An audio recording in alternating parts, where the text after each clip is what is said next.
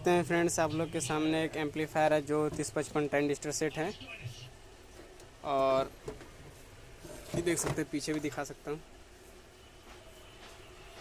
ये 8 ट्रांजिस्टर वाला है, 2 4 6 8 ट्रांजिस्टर का सेट है। इसमें प्रॉब्लम क्या है, इसका आवाज़ अच्छे से क्लियर नहीं हो पाता है।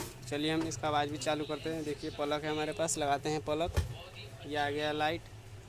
फ्रेंड्स, किस तरह का आवाज़ आता है।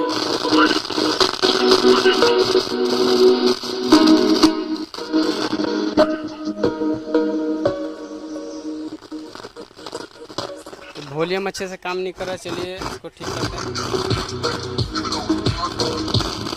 सेट को ओपन कर लेते हैं।